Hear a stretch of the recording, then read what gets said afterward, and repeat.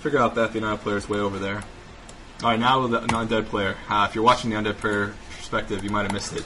But he's building a lot of units now. He's actually summoning his Lich now. And right after the Lich, he's actually going to get his Crypt Lord as well. He's just busting into low upkeep as fast as he can, using the slaughterhouses to make abominations, get destroyers going. He's going to get to the max of low upkeep as fast as he can. He doesn't want to break low upkeep right now until he gets his expansion going, which he's just scouted out, again, that expansion over there to the, basically the most north gold mine. He won't bust into tier 3 till after he has an expansion going. But he does get to the max of low upkeep, which is the best way to go about that. Spend all that money he's been saving up. He's building 2 bombs now. He's got all his gargs going. He's ready to start doing some fighting as soon as he gets his heroes coming out. Level 1 heroes are going to be created relatively quickly. As soon as that Lich comes out, you're going to see him build a Crypt Lord here in another second. Basically, the Crypt Lord is going to be used for Impale. He knows that his opponent's been stuck in tier, the undead player knows that the Night Elf player has been stuck in tier 1 and tier 2 for so long that Impale's really going to be able to be the crux of keeping those archers, I guess, down and out. And actually, with Nova too, they're going to go down pretty quick to just, you know, Impale and Nova. Even level 1, they'll go down pretty quick. They're low HP units, and that'll keep them busy so they won't be able to do as much damage to his gargoyles, which is basically what the archers are there to counter. And soon it's just going to be Dryads he's going to have to worry about. I mean, this is one beefy Alchemist, man. Now he's just got a Cloak of Flames on him. He's got Talisman Evasion. I think this Night Elf player knows the weaknesses of the Alchemist is that he's trying to catch his opponent off guard to just power this Alchemist. And basically, his opponent's, the undead player's pretty much going to ignore the Alchemist because Talisman Evasion, all those items, there's not a lot he's going to be able to do to take him out. Just really Peripheral Vitality. This is the beefiest Alchemist I've ever seen. So if you're thinking about going him as a weird hero, try to item stack him. Actually, any secondary hero you really want to item stack. If you're going, I don't know, Paladin or anything like that, just get your secondary hero up. Anyone that's not going to have any Invuln Pots on him or Scrolls of Town Portal, make him beefy, make him a threat. If the other player is going to be ignoring this Alchemist and Berserker Rage with all those ores and stuff, he's just going to be... Actually, with all those ores, he's pretty much... Those are like defensive things, you know, you got... Devotion Aura for AC, Cloak of Flames, that does some damage. Peripheral Vitality, Talisman Evasion, and Legion Doomhorn, all that's kind of defensive, not really offensive as much. It does make him kind of move faster, though, I guess. A lot of waiting, a lot of downtime here. It's been about 5-10 minutes just running around, I guess. But it's exactly what the undead player wanted to do. He spent all that mid and early game harassing that Night Elf player. Now he's going to be able to really bring the fight to the Night Elf player. And the undead player, or Night Elf player, waited too long. Anyway, we got a fight going on right now. Got some Quills and Novas going off on the Huntresses.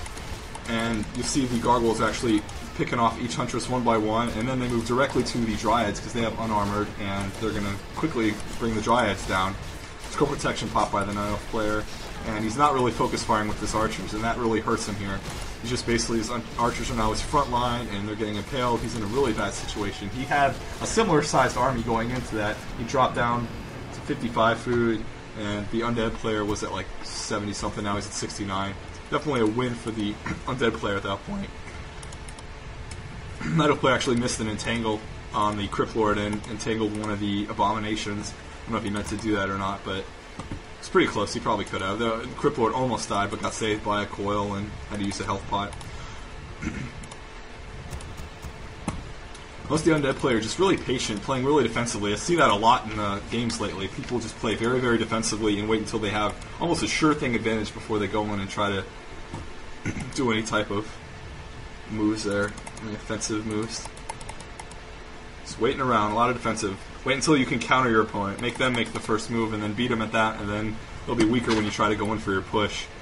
With other races, it's a big deal, but I guess Night Elf base really isn't that hard to siege, so other than I guess he's got some ancient protectors up now. Check out the upgrades, actually, on the undead players' units. Abominations have got the defensive upgrades, and you notice the damage upgrades are going on the gargoyles. It's pretty much what you need. What do you need damage upgrades on your meat units? You know, why waste the money and funds on that? They're not really there to kill a lot of units, although they do a lot of good normal damage. The Night Elf player doesn't have, other than the archers, they're not taking a lot from the abominations. What's really killing them is the impale and the focus fire from all the other units. The DPS of the undead unit army is actually now the destroyers and the gargoyles. God damn, bro's killing me. It's a pretty cool move. The Scout of the Shade got found out by the Watcher Warrior, not just by the Night Elf player. See, Alchemist level 5 now, Keeper of the Grove level 5. He's doing a really good job of balancing out his hero levels. But because he was stuck so long in Tier 2, he's actually still isn't tech to Tier 3. He's got a lot of idle whisk going on. This Night Elf player, obviously thrown off by this gargoyle harassment, has been able to play offensively. He's trying to stock up on some scrolls at the Goblin shot. Says next time he's going to fight the undead opponent, he wants to be ready to scroll protection and use scroll of healing.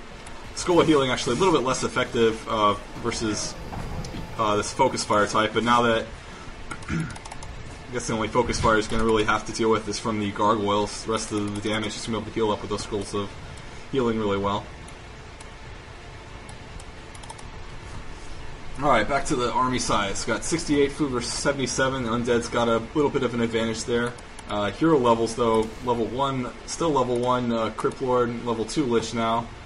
Still, problem with actually waiting to get your heroes is now you got lower level heroes and just like one level 4 hero. Night Elf player definitely has hero level advantage here. Really good job popping that scroll protection and healing. Night Elf player definitely has the advantage here. He's keeping all his DPS units in the back, and they're now finally focus firing on each individual abomination. Night Elf player actually opted to bring his Wisp along for the ride this time, and he's going to detonate, actually over-detonate a lot on this Lich. He doesn't want to worry about Coil Nova, and the detonates are actually hitting the Obsidian statue too, although it's not too big a deal for them. This is going to force the Undead player to actually TP here, and gain a little bit of an advantage back. Undead player actually forgot about his ghouls, or the ghouls didn't come in that, or sorry, the gargoyles didn't come with that teleport. So now he's going to lose a lot of his gargoyles too. This is really, really looking bad now for the Undead player. He's going to try to run him back to his expansion spot, but it's basically just going to, the Night player is going to chase him down, using the Dryads with their slow poison to pick off as many gargs as can. I think he lost all but 3 gargs are down now from that, so definitely not a good thing for the Undead player, and now his expansion is being threatened. It still is any one game at this point. Now the army size are, again, evenly matched, although the Undead player does have his Tier 3 units. They're going to fall pretty quickly to this focus fire. But Night Elf player here makes a pretty big mistake, and he starts focus firing on the Death Knight. Although the Death Knight doesn't have any real means of healing himself, he's still a really big tank. With Acid Bomb on him, he does have -1 armor, so he's a little bit of an easy target, but just his levels and his HPs are really going to make it hard for archers and his current army type to actually kill the Death Knight. So he's going to run now right through the Undead army and lose a lot of his archers and whatever he has left. Tables turn yet again. Now the Night Elf player's got a 27 food army versus a 50 food army. Undead player knows he's got his advantage, but he's not going to take full advantage of it yet. But this is pretty much one of the game-deciding fights right here. The Night Elf player being not in tier 3, not having his now he doesn't have a gold mine at the moment. Is at a real big disadvantage. He's not going to be able to quickly reproduce all his units. He's running low on funds. He's going to be sitting tight for a long time until he can start getting more funds to refortify his armies. And pretty much he's just going to make the same old units. He's going to continue making Dryads and Archers and Huntresses, which are getting raped now completely by all these abominations, and it's getting some Destroyers coming out soon. And Gargoyle's now pretty much out of the picture for the Undead player. He doesn't necessarily need them as much at this point, but he'll probably start refortifying himself with more of a tier army. At this point, it's really a hero battle. The units are there just to kind of block it off, but the abominations, you'll notice they're just kind of moving around randomly. They're not really attacking. And now you see they're attacking. They're just attacking like summons and some huntresses. Undead player, before he starts focus firing on the heroes, he tries to take out whatever is left of that Night Elf army. But he realizes now that the real threat to him winning or losing is going to be killing off these heroes since they're higher level. Both heroes now level 6. I noticed that the Keeper of the Grove is actually way weak, low HPs, doesn't have any means of teleportation or healing out of there. He's going to fall quickly to Coil Nova and a little bit of focus fire. Keeper of the Grove goes down. It's really, really looking bad for the Night Elf player. See the Goblin Alchemist now level 6, and we're going to get to see his transmute, and this works really, really well in taking out these abominations. He was having to use his Berserker Rage to give him some insane run speed. He's a really long cast there of his poison. Right here, look how long that was if you're watching that on the gargoyles. It's not actually going to kill him, but it does lower their armor. It's basically a Latch to Shepherd. Now the undead player just has to kill this Goblin Alchemist and the game will be over. Not a player won't have anything left to defend against this expansion, and to wait on a res on those heroes would just be pointless. So it really is GG in this one. No room for doubt. So that's it. That's that game. Let me go. I took a bunch of notes. I'm going to read them over real quick and see if I went over everything I wanted to go over. Let's see what we got here. See, in the early game. I put in a question there for the Night Elf players if they think Huntresses or Archers are better versus Ghouls. Now, I mean, technically Archers get raped by Ghouls, but in the right hands, I think Archers actually would pwn Ghouls more than Huntresses anyway.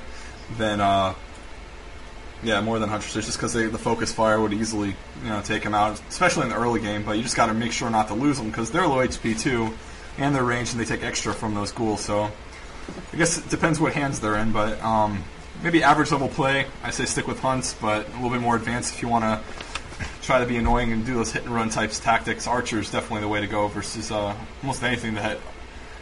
Definitely versus Ghouls, probably not versus Fiends. I'd stick with the Hunts versus Fiends, even though they take extra damage. Though they're actually going to do extra damage to the Fiends too. Just definitely fortify them with healing scrolls or something in the mid-late game. We went over that keeper harassment was going on, so don't have to worry about that. Just using coil on your Ghouls and basically keeping your keeper around in the early game to deny your undead opponent some experience there. Bringing Hunts along for the ride, yeah, he definitely did that. Actually, he was using nighttime to his advantage in keeping those few Hunts, actually one at each part of the undead base for scouting to see if the undead left his base, but he found out quickly that he left the Ghouls in his base and just brought his DK out, so he decided to bring his Hunts back with him to either push a little bit or do some harassment. That was in the early game there. We went over Staff of Teleportation use. That is something I figured out during some testing to interrupt staff casting. Just use Entangle while it's in use, but if you're wanting to avoid that, wait till he casts Entangle first, or any stun. If you're going up against, say, a Mountain King, he uses Thunderbolt. Wait till after he casts it, after the effect wears off, before you use your Staff of Teleportation. Ghoul Garg working pretty good. Alchemist versus Panda. That's something I didn't go over that I thought would be a pretty good. If you're listening past this point, thanks. I know there's nothing for you to watch. You're just listening to me, but I guess opinions on that. I think the Panda is probably a good option, and if you want to be cool and different, switch with the Alchemist. But the Panda with all those items probably would have been a lot better than that Alchemist at that point. The Drunken Haze on Ghouls and Gargs really tear it up, but Transmute is just really cool versus those high tier units. Those Abominations are going to just, you get gold for it and the instant kills them, and the refresh on it's actually pretty quick. So if you can get your Alchemist to level 6 in the game, then that's pretty good. In the late game, I guess Alchemist may be better than the Panda late game. I'm not sure. I guess if you're really good micro in those three Pandas, the Panda Brewmaster's Ultimate, maybe the Panda would be better, but just be cool, guys. Use that Alchemist. He's underused. I like to see games where people use non-cookie cutter stuff. I think everybody does. I got a tip for you guys today. Actually, not a tip. It's probably just something maybe, I don't know if you guys knew about it or not, but I was reading a strategy book in Land Center or whatever, and it was a Warcraft strategy book from like Reign of Chaos, and it said that if you click on a ambient creep, like those little sheeps that are running around, or the pigs or whatever, if you click on it 25 times, it actually explodes. And I thought it was a joke at first, but if you actually click on those 25 times, they're going to explode, and it's a big explosion. It's not just like a little explosion. It's a big one. It actually does a little bit of AE damage, so I don't know if you want to try to use that in your game or not, but it's funny to see, and I think it would probably freak your opponent out if for some reason you guys were fighting next to a whole bunch of creeps, and you click on this creep 25 times. 25 times. You guys have to click on it a lot. Let's get your APMs up, guys. You guys can click on that creep 25 times and watch it explode. So, thanks for listening to my audio commentary, guys. I'll talk to you later. See you next time. Bye.